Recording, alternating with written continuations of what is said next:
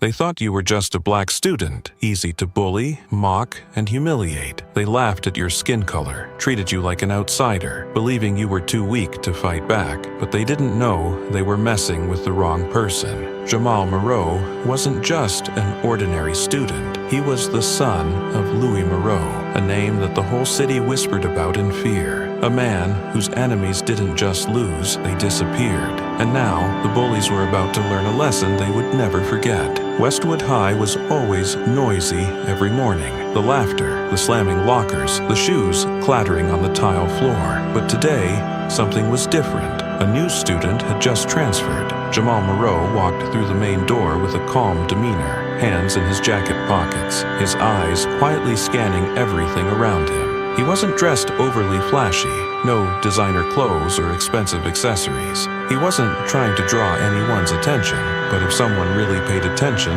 they'd notice something. He wasn't like the other students. Jamal didn't walk. He glided, each step slow, purposeful, as if he knew exactly where he was and who was watching him. He didn't glance nervously around like other new students. He didn't seem awkward or out of place. Instead, he carried an unusual calmness, a sense of absolute control. Some students glanced at him before turning away. Others whispered to each other, curious about this tall, unfamiliar black kid. But no one knew who he really was.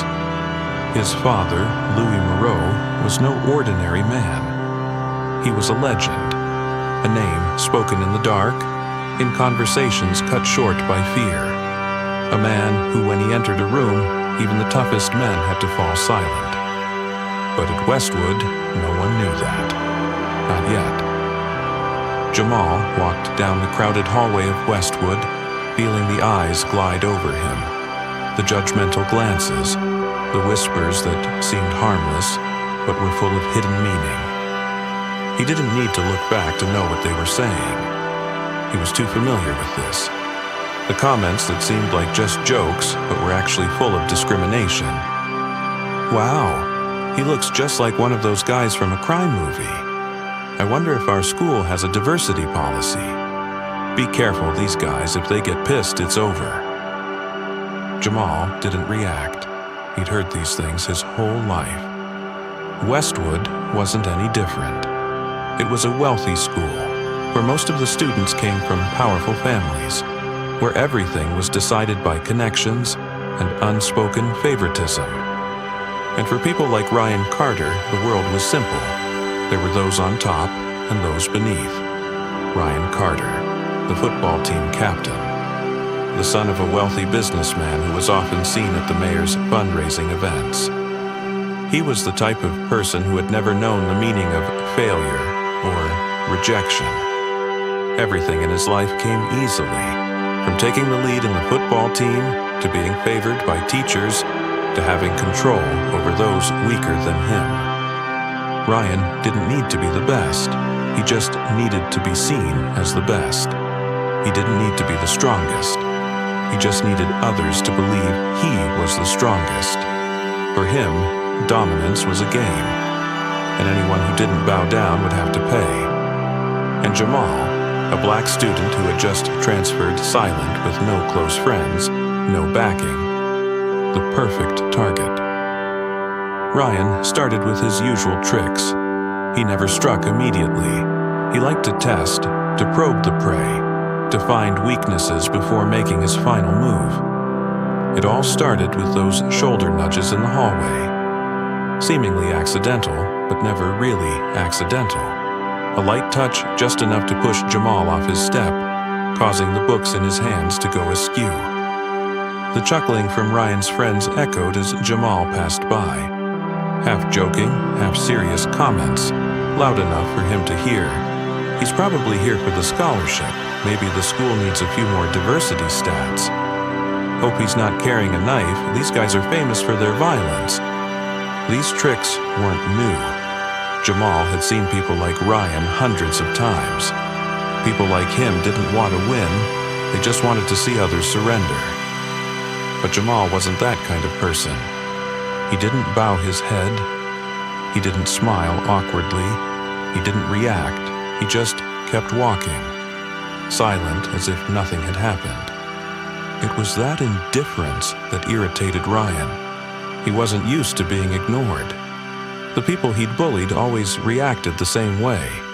Either they trembled in fear or they got angry. Both gave him satisfaction. But Jamal? He didn't do anything. He just kept walking as if Ryan had never existed. And that drove him mad. Ryan Carter had never let anyone make him feel invisible, and he wasn't going to let it happen now. If Jamal thought he could escape Ryan's attention, he was wrong. Jamal's indifference didn't discourage Ryan. It only made him more determined. He was used to controlling people with his presence. He didn't need to beat or shout to make someone tremble with fear. A look, a smile full of implication, a well-timed word whispered into someone's ear, and he'd get the reaction he wanted. But Jamal was different. Jamal didn't respond, nor did he bow his head. He just kept walking, maintaining that annoying calmness. It wasn't weakness or fear. It was a quiet confidence, as if he understood better than anyone else how this game worked. And that alone frustrated Ryan more than anything. He began testing Jamal's limits. The hallways of Westwood were always crowded in the morning, a perfect space for shoulder bumps disguised as accidental contact. Ryan didn't hesitate to let his shoulder crash into Jamal's as they passed by each other. He expected a furious glance, a retort, some sign that he had struck a nerve. But Jamal just kept walking as if Ryan didn't exist. Ryan gritted his teeth. His friends, those who always supported and cheered on any power play he orchestrated, began to sense the tension. He's disrespecting you, bro. Maybe he thinks he's better than us. He probably doesn't get how things work around here. Ryan didn't need their reminders. He knew exactly what was happening, and he wouldn't let it continue. One day, as Jamal was opening his locker, Ryan walked up to him. This time, he wasn't planning on shoving or bumping into him. He wanted to look Jamal straight in the eye, to see a flicker of hesitation, any small reaction he could latch onto. "Hey, kid," he said slowly, with loaded meaning. "Bet you feel pretty out of place here, huh? This isn't your turf." His friends laughed loudly. A few other students glanced over but quickly looked away. Jamal closed his locker. Not in a rush, not angry. He turned to face Ryan, his eyes locked onto his. Just for a second. The look was empty, cold, but not fearful. It was the gaze of someone who had become so accustomed to confrontations like this that they had grown boring. Ryan felt a slight shiver down his spine. It passed quickly, but it was real. Jamal didn't say a word. He simply turned and walked away, leaving Ryan standing there, his smile fading awkwardly. Had he won? He had humiliated Jamal in front of everyone, asserting his power in this school. But why? Why did he feel like he had lost something? This feeling was strange, and Ryan hated it. He clenched his fists. If Jamal thought he could ignore him forever, he was terribly mistaken. Jamal Moreau could stay silent for as long as he liked. But soon enough, Ryan would make him speak. Ryan hated the feeling of powerlessness. He had never gotten used to being ignored, and he couldn't stand it when someone dared stand before him without showing any fear or weakness. In the past, whenever he bullied someone, he always got a reaction, a plea, a bowed head in humiliation, or at least a burst of uncontrolled anger that gave him a reason to push things further. But Jamal didn't. He just stood there, calm, as if all Ryan's provocations meant nothing. This couldn't continue. That lunch, as soon as he entered the cafeteria, Ryan quickly spotted Jamal sitting in a corner, alone as always, having lunch in complete silence. Jamal still looked the same, with no signs of dissatisfaction or hesitation, no indication that he was under pressure from Ryan's actions. And that made Ryan furious. He couldn't let this continue. If others thought Jamal could just ignore him without paying a price, he would lose the power he had always enjoyed, the ability to control the weaker ones at will. It wasn't just about Jamal anymore. It was about his reputation, about how everyone in the school viewed him. He threw a glance at his friends, a smirk spreading across his face. They all understood the signal. The fun was about to begin. Ryan strode over to Jamal's table, purposely raising his voice louder than usual, just enough to draw the attention of those around them. "Look at this, all alone again? Guess nobody wants to be your friend, huh?" Laughter erupted from his friends. A few students nearby glanced over but quickly turned away, not wanting to get involved. They all knew the rules at Westwood. No interference, never side with the weak, and especially never confront Ryan Carter. Jamal didn't respond. He continued eating, his eyes unshaken, unconcerned by what was happening around him. Ryan gritted his teeth. He waited for a response. Any response, but still nothing. This indifference felt like a silent declaration of war, like an invisible slap that humiliated him more than anything.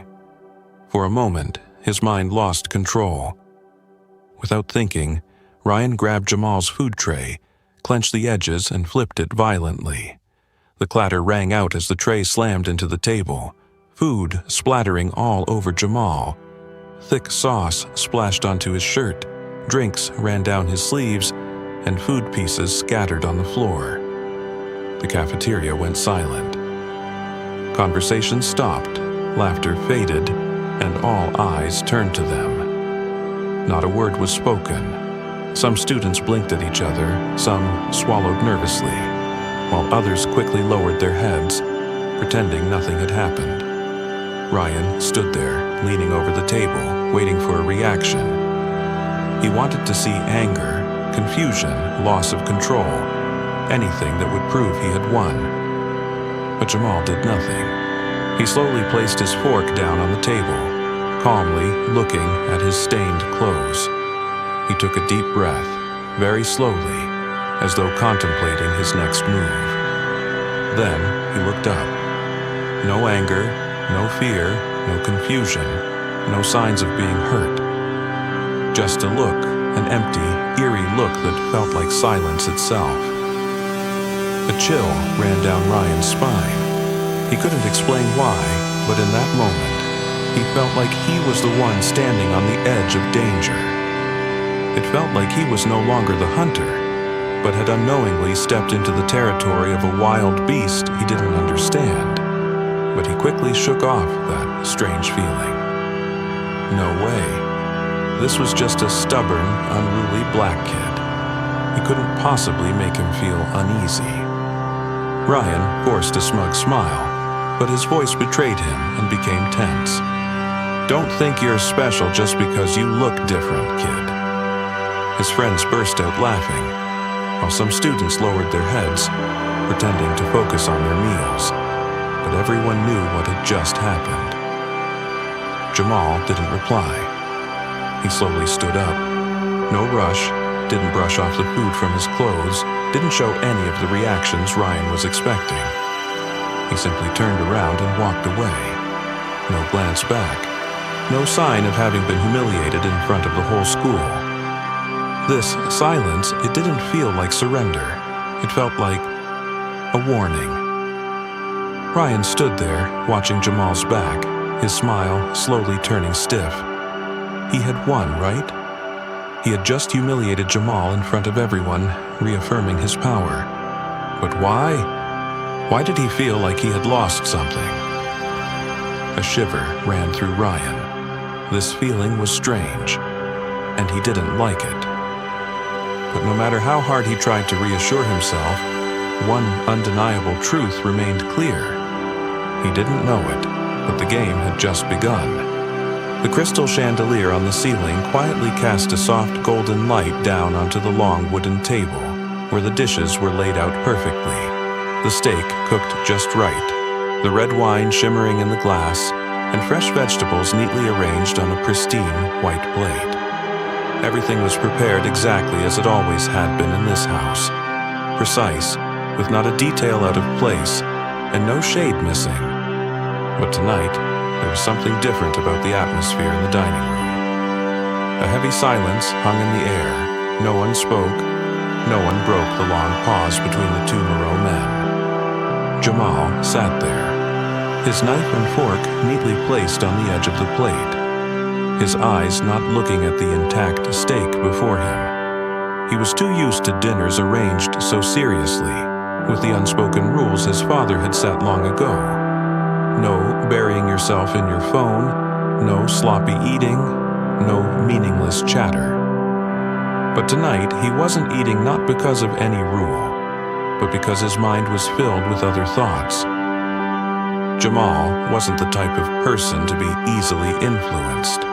What had happened at school this morning hadn't hurt him, hadn't shaken him or made him angry, but he couldn't deny that it had left a lingering thought in his mind.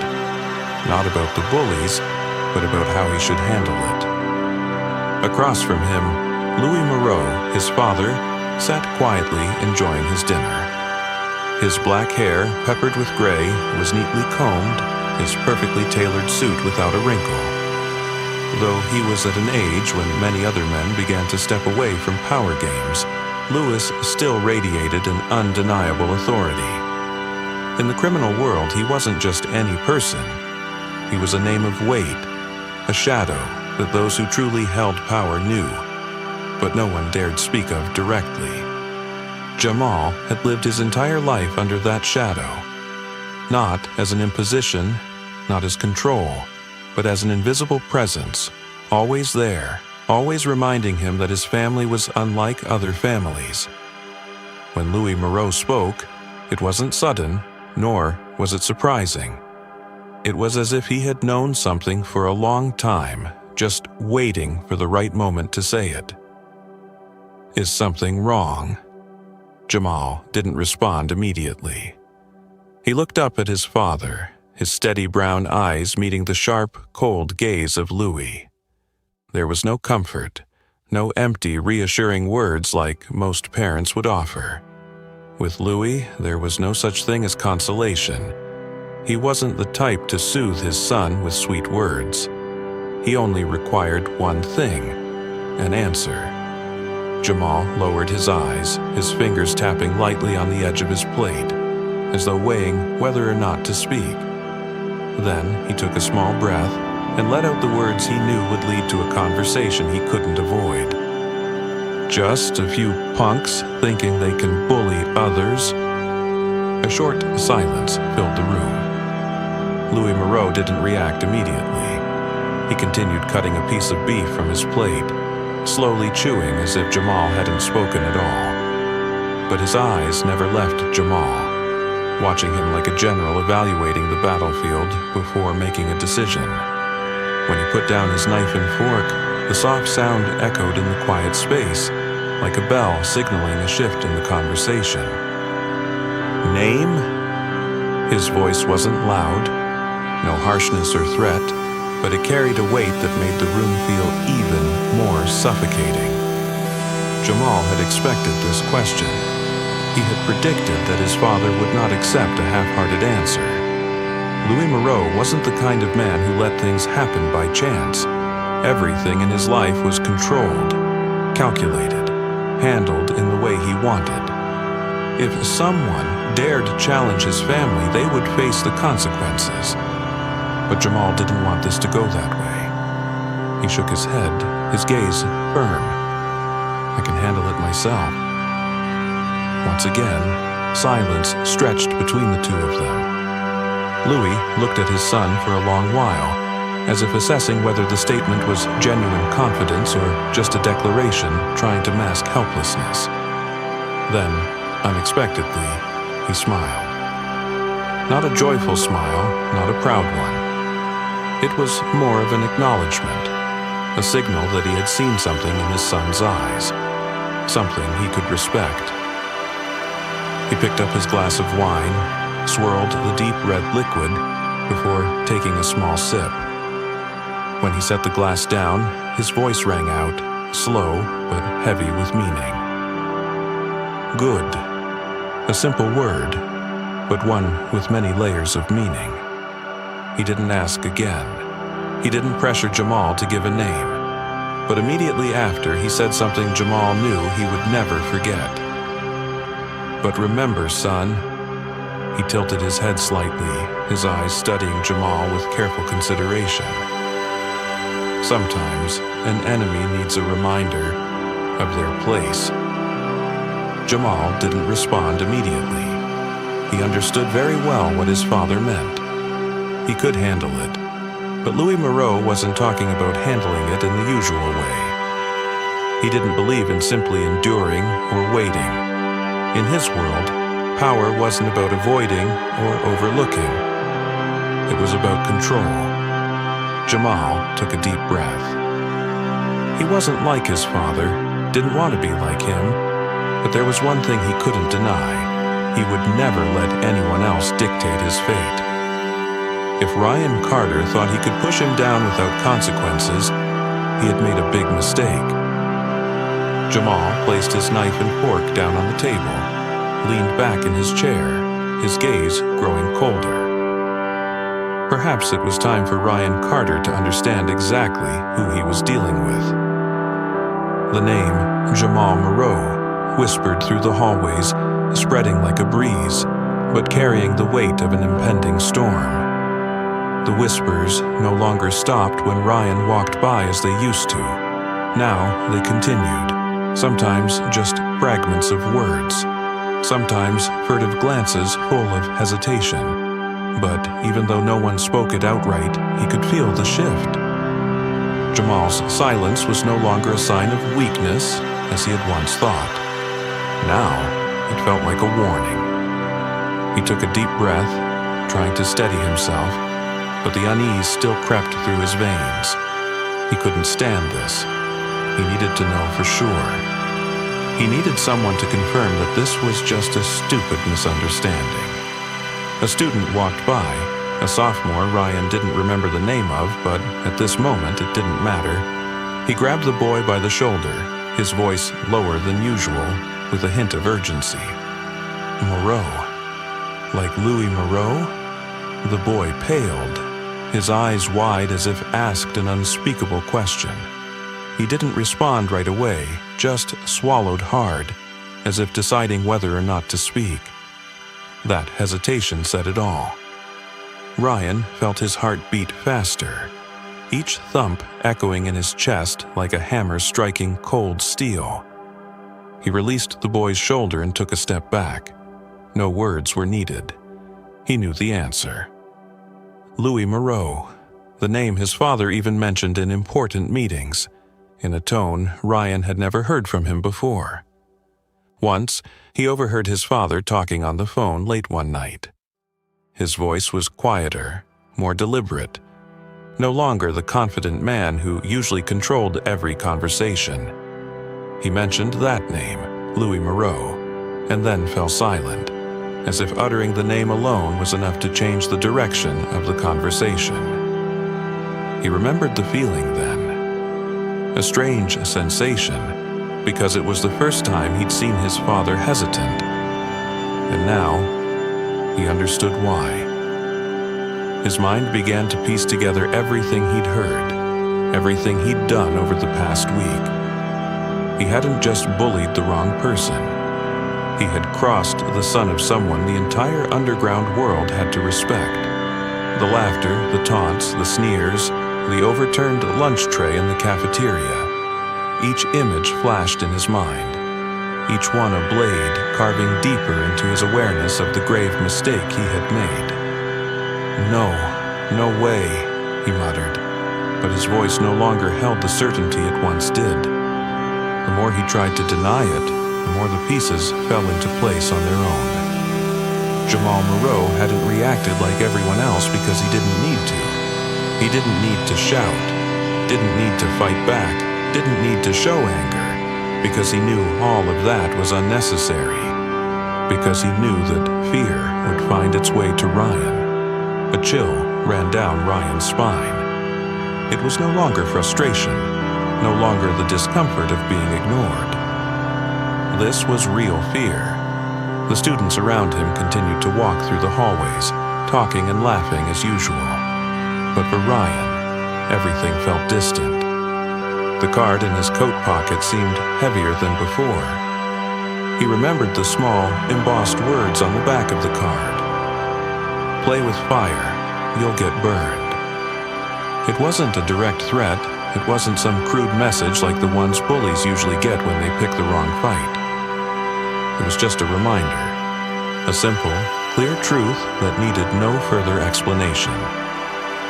Ryan swallowed hard, his hands slowly clenching into fists. He felt as though the ground beneath him had suddenly become fragile, as if he were walking on thin ice that could break at any moment.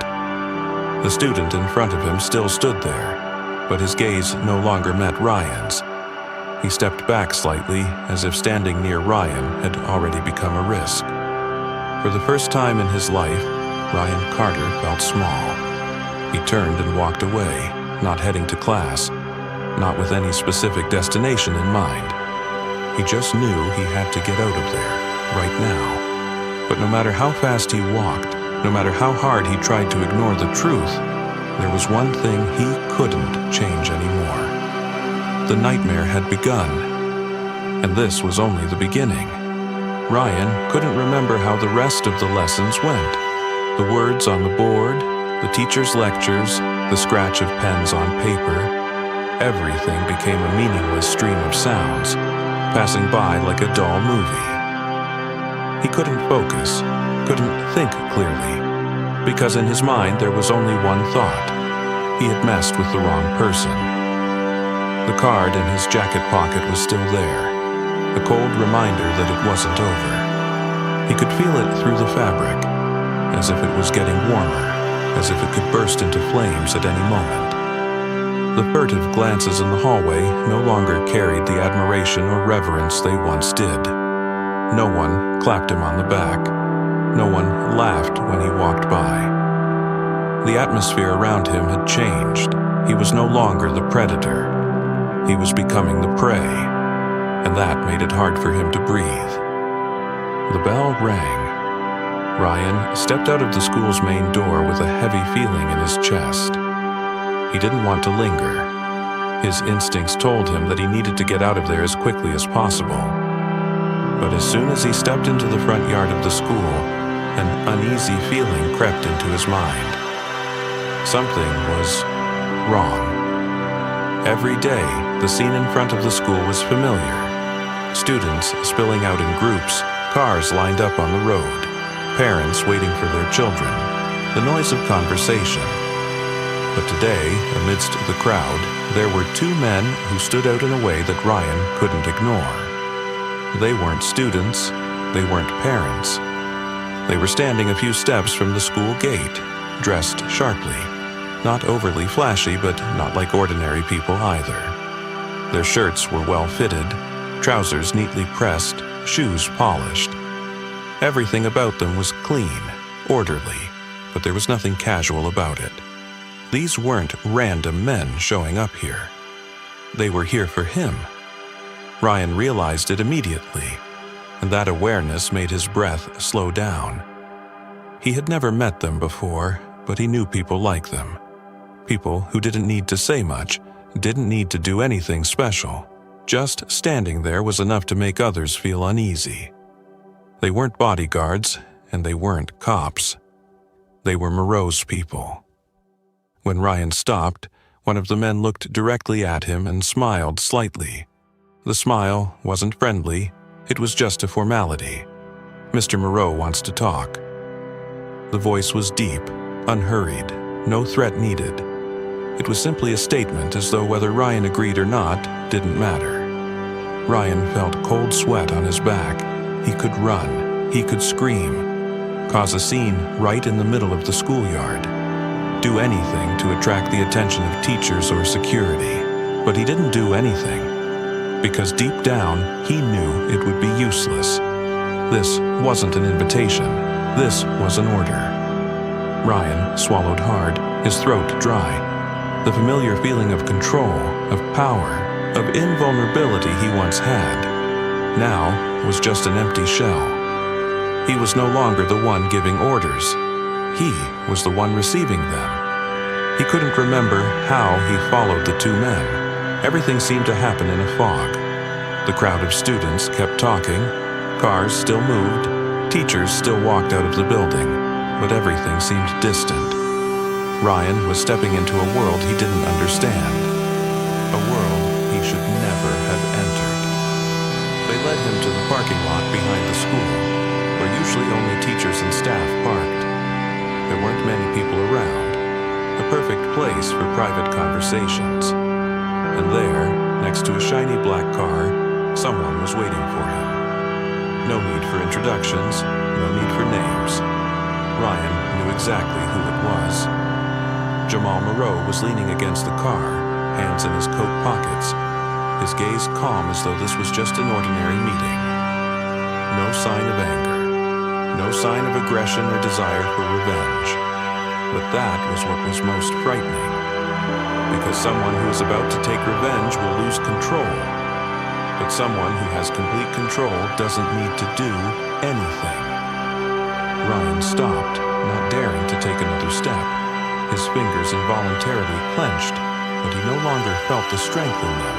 He was no longer the one in charge of the story. Jamal slowly looked up, his sharp eyes locking onto Ryan's, and in that moment, Ryan realized something that made his blood run cold. Jamal had never been the prey. He had just been waiting for the right moment to become the true predator. Ryan Carter had been through many tough situations before. Brawls after football games, confrontations with teachers when caught cheating, even troubles of his own making just to test his limits. But he had never felt as cornered as he did now. He stood there, his back stiff, eyes wide open, staring at Jamal, but he couldn't speak. The two men behind him remained motionless. No orders given, no pressure applied, but their presence felt like two invisible walls, limiting any chance of escape or resistance. In front of him, Jamal remained calm, his deep eyes seeming to look straight through his mind. There was no anger, no hatred, no sign of someone seeking revenge. There was only one thing: absolute control. "Do you think I'm weak?" Jamal asked gently, his voice low and slow, each word echoing in Ryan's mind. Ryan didn't answer. Not because he didn't want to, but because he didn't dare. Any answer now would be a mistake. He couldn't say yes because he knew that would be the dumbest thing he could ever say. But he also couldn't say no, because that would be admitting his own weakness. Jamal stared at him for a moment, as if weighing his response, then took a step forward. Not fast, not slow, but the space between them immediately became suffocating. Ryan didn't step back, but he could feel his body tense. Then Jamal leaned in, getting so close that Ryan could feel his breath brush his ear as he whispered, "I don't need to touch you, but if I wanted to, your life would change forever." Ryan's back was soaked with sweat. That wasn't an ordinary threat. It wasn't like the empty words he'd heard from little punks trying to act tough, nor like the warnings he'd received from his teachers or coaches. It was the truth, because when Jamal spoke those words, Ryan believed every single one of them. He could feel the certainty in Jamal's voice, a cold, unshakable certainty. It didn't need proof, it didn't need explanation, because it wasn't an empty threat, it was a reality Ryan had to face. If Jamal wanted, he could do something right now. No beating, no shouting, no drawing attention. One phone call, one word to the right person, and Ryan Carter would never be the same again. Not in a simple way like being expelled or kicked off the football team, but in a much deeper, permanent, irreparable way. Ryan could feel his heart pounding in his chest, but he couldn't control it. Jamal slowly stepped back, his eyes unchanged. He didn't need to emphasize it further because the message was already crystal clear. Ryan had lost. There was nothing he could do but stand there and realize it. That feeling. It was like being stripped bare, as if every illusion of power, fame, and control he once had was ripped away in mere minutes. All that he had done, all that he had believed, it meant nothing in front of the person standing before him. Jamal didn't need to beat him. He didn't need to push him. He didn't need to humiliate him. He only needed Ryan to understand that he no longer controlled his own fate. Ryan didn't know how long he had stood there, but when Jamal finally turned away, the relief never came. Because he knew it wasn't over. It had just begun. Ryan stood there, his feet seemingly glued to the cold concrete of the parking lot, his hands instinctively clenched at his sides, but with no strength left. His shirt was soaked with sweat, even though the afternoon wasn't hot. Jamal had turned and walked away, but the pressure still weighed heavily on his chest. The presence of the boy lingered, as if Ryan were still trapped in an invisible grip with no way to escape. The two strange men stood in the same spot, silent, not laughing, not saying a word, not doing anything to threaten him. But it was precisely their inaction that was the scariest. They didn't need to touch him, because everything had already been decided. He felt the world he once trusted, the world where he thought he had power, reputation, and could control everything at will, was crumbling piece by piece. Jamal didn't just prove that Ryan couldn't control him. He proved that Ryan never truly had control over anything. He didn't remember how he left the parking lot. His feet moved aimlessly, each breath heavy, his mind completely blank. He just wanted to leave, just wanted to go home, just wanted to find somewhere he could feel safer. But was there anywhere truly safe? As he walked into the student parking lot where his black Mustang was parked, he pulled out his phone by habit. He wasn't sure what he was going to do. Call someone, text his father, try to make sense of everything that had just happened. But when he turned the screen on, a new message awaited, from an unknown number. His eyes quickly skimmed the words on the screen, and as those words burned into his mind, his heart seemed to stop. Tell your dad to watch out for his work. Accidents can happen. Ryan felt his heart drop into his stomach. No, this couldn't be real. He read the message again, hoping he'd misread it, that it was just a cruel joke from someone. But the words on the screen didn't change. It was simple, short, not threatening, not loud, but it carried a weight he had never felt before. He stared at the screen, his fingers frozen, unable to press any key. For a moment, he told himself it could just be a prank. But then he realized Jamal didn't need to joke around. Jamal didn't need to send empty threats. Because if he wanted to, this message wasn't a warning. It was a truth waiting to happen.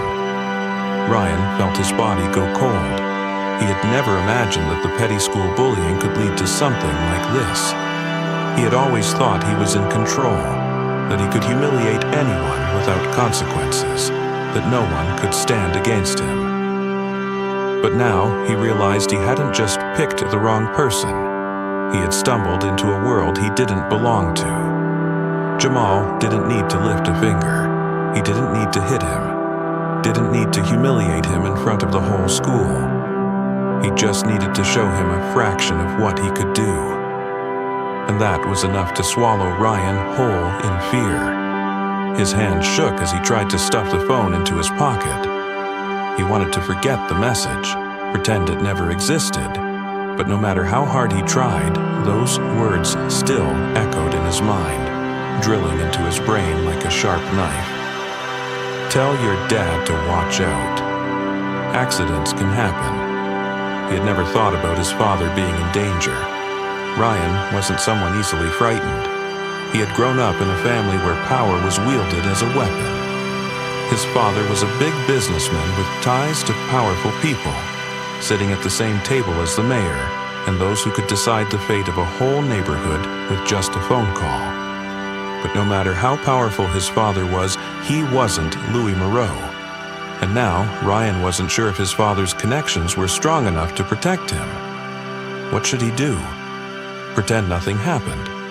Pretend he was still the one in control, that everything would be fine? Or should he tell his father? But if he told him, he would have to admit everything. Admit that he had made a terrible mistake. Admit that he had pushed his family into danger. Admit that he had lost. Ryan stood still in front of the car, his breath heavy, his heart pounding so hard he could feel each beat in his throat.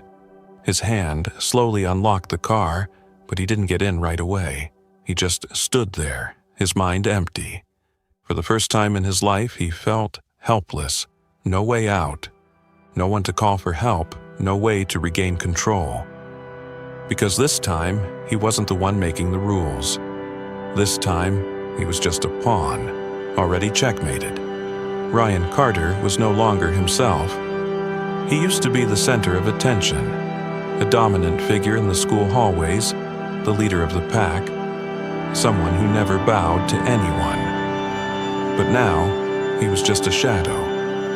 No one knew exactly what had changed. He still showed up at school every day, still wore his football jacket, still walked through the familiar hallways. But something was different now. He didn't smile. He didn't talk much. He didn't look for someone to pick on. The students who used to follow him, the old friends, the ones who cheered him on when he pushed someone into a corner, laughing in delight when he humiliated someone in front of everyone, now started keeping their distance. No one said anything, but everyone could feel it. Ryan Carter had changed, and Jamal Moreau didn't have to do a thing. For the first time, Ryan realized that real fear didn't come from punches or threats. It came from silence. Jamal's silence was what haunted him the most. No public revenge, no loud confrontations, no rumors of a retaliation plan. Just absolute silence. And it was this silence that drove him crazy. Ryan had hoped that if Jamal planned on getting revenge, he would do it right away. A punch, a fight, a direct threat, anything, as long as it was visible. But Jamal didn't need to do any of that, because fear found Ryan all on its own, without any intervention. For the first time, Ryan knew what it felt like to lose control. He started to avoid. If he saw Jamal in the hallway, he would turn the other way. If Jamal entered the cafeteria, he would grab food quickly and leave. If Jamal appeared in class, he would remain silent throughout the lesson, no longer the one to mock someone as he once did. No one spoke about it. No one directly said that Ryan was afraid of Jamal, but everyone saw it in his every action. In the early days, he tried to convince himself that it was just a temporary feeling. But the more time passed, the worse it got. The nightmare. It began creeping into his life in ways he couldn't control. His dreams became disturbed. He saw himself standing in a dark room with no one around, only whispers echoing in the darkness. No threats, no shouting, just a soft, powerful voice whispering in his ear like a snake curling around his neck. Do you think I'm weak? Ryan jolted awake in the middle of the night, drenched in sweat. Every time his phone buzzed, his heart raced, as if another message would appear. A message that didn't say much, just a reminder that he was being watched. But nothing came. Jamal didn't text, didn't seek him out, didn't look at him for more than a second. Jamal didn't need to do anything. Fear now lived inside Ryan. He didn't need anyone to threaten him anymore. His own mind had become the one punishing him. The old loyalists were gone. His friends noticed the change and quickly distanced themselves from him. No one wanted to be near someone who had lost their power. The ones who used to follow him, laugh with him, cheer for him. Now they whispered behind his back, as if he were a disease they didn't want to catch. No one saw him as the strongest anymore, because the strongest never fears. And Ryan? Now he lived in fear. A week after the encounter in the parking lot, Ryan realized he had become a shadow in his own life. He no longer cared about showing off in front of others, no longer cared about reputation, no longer cared about proving anything, because all he could do was survive, not anger anyone, not disturb anyone, not draw attention, simply stay safe. But deep inside, he knew a terrifying truth. Worse than anything, he would never feel safe again. Because now, he knew what would happen when you touched the wrong person. Jamal Moreau didn't need to beat him, didn't need to threaten him, didn't need to do anything. He just needed to let him destroy himself. And that was the most terrible punishment of all. Jamal Moreau didn't need to lift a finger. He didn't need to hit Ryan. He didn't need to threaten him. He didn't need to make a scene or start pointless fights. All he had to do was let him understand that he had made the biggest mistake of his life. Fear doesn't come from external wounds. It comes from what cannot be seen. Ryan Carter was no longer the leader of Westwood. He was just a walking corpse, a beast that once ruled the forest but was now prey to its own fear. And Jamal? He had never needed violence to win. As the days passed, Jamal's silence became a presence that dominated Ryan's life. No one spoke of it directly, but everyone in school felt the change. Once, Ryan Carter was the one people had to watch out for. When he entered a room, he took over the space, forcing everyone to acknowledge his presence in one way or another.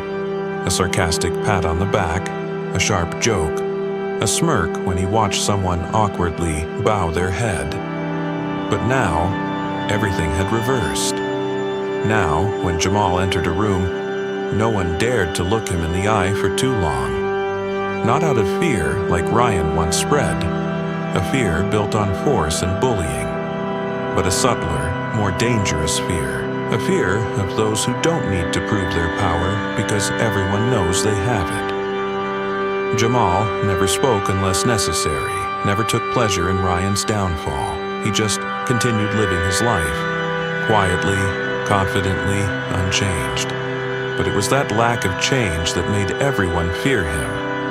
Jamal didn't need to put on a front to protect himself, because he no longer needed to.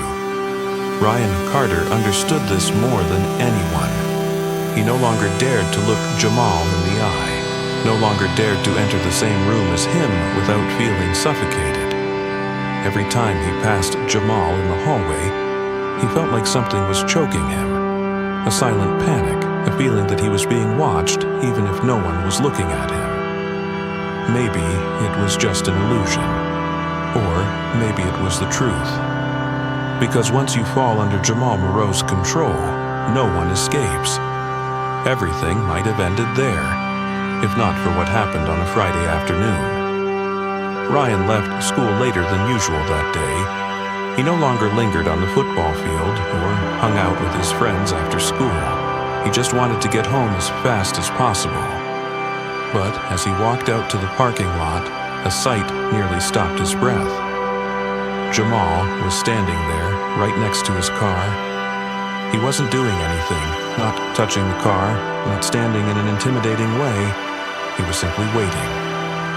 Ryan froze. He didn't know what to do. Should he run? But where would he go?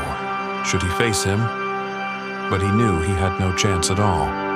He could do nothing but stand there, waiting for the next nightmare. Jamal stared at him for a long time, then slowly walked toward him. Ryan felt every second stretch out like a century. Then, when there were only a few steps left, Jamal stopped. He didn't smile, didn't look angry. He just looked him straight in the eye, a gaze that made Ryan feel smaller than he had ever felt. Then, he spoke one sentence. Just one sentence, a sentence Ryan would never forget. Do you understand now? No threat, no warning, no violence, just one simple question. But it carried the weight of everything that had happened. Ryan couldn't utter a word. He didn't need to answer. Jamal knew that he understood. He had truly understood. And that was the scariest thing of all. Ryan Carter stood there, speechless. Jamal hadn't threatened him. He didn't need to raise his voice, didn't need to appear intimidating. He simply looked at him with eyes devoid of any hatred, cruelty, or anger, only an absolute calmness. But it was that calmness that was the most terrifying thing of all. Ryan understood, and Jamal knew that he had understood. That moment lasted only a few seconds, but to Ryan, it felt like Jamal had etched an everlasting mark on his life. Jamal didn't need to do anything more. He had won. Ryan never returned to being the person he was before. In the days that followed, he continued to attend school, but no longer as himself. He no longer ruled the hallways, no longer controlled his friends like puppets, no longer was the person everyone feared or admired. He was just a shadow of his former self. A few students whispered about his sudden change. Some thought he was obsessed with something. Others guessed that something had happened, but no one knew for sure. And more importantly, no one dared to ask. Because there was one thing everyone knew. Jamal Moreau had done nothing at all.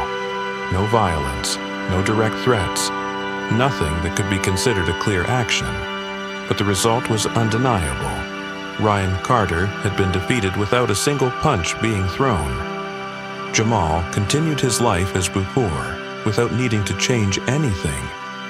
He never boasted about what had happened, never acted arrogantly, nor sought to assert his power, because he didn't need to do that. Those who understood had already understood. Those with the intention to challenge him had backed off. Whispers about him only grew louder, but no one dared to confront him directly anymore. Jamal Moreau didn't need to be aggressive to make others fear him, because his silence had become the strongest weapon. True power is not in the fist. It is not in shouting to assert oneself. It is not in boasting or demanding respect. True power is when others understand on their own that they shouldn't challenge you. No need to fight, no need to prove anything. Just be there, and they will back down. Ryan Carter would never forget. He would never dare to touch Jamal again. Not because he feared getting beaten, but because he knew he couldn't fight against something he couldn't control. And absolute control always belonged to Jamal. He once thought he understood what power was. But now, he realized that true power doesn't come from domination. It comes from control. And Jamal Moreau was the one who controlled everything. Ryan Carter had once been the strongest person in school, the one no one dared to oppose. But just after one mistake, he lost everything. Not because he was defeated in a fight, but because he had challenged the wrong person. Jamal Moreau didn't need a fist to win. No need to shout, no need to prove anything. He just needed Ryan to realize that he had lost his power forever. Because true power doesn't come from threats. It comes from absolute control. What do you think about how Jamal dealt with the bully? Do you believe that silence and invisible power are stronger than violence? Leave your thoughts in the comments below. If you enjoyed this story, don't forget to like, share, and subscribe so you won't miss out on more exciting content. Thank you for watching, and see you in the next videos.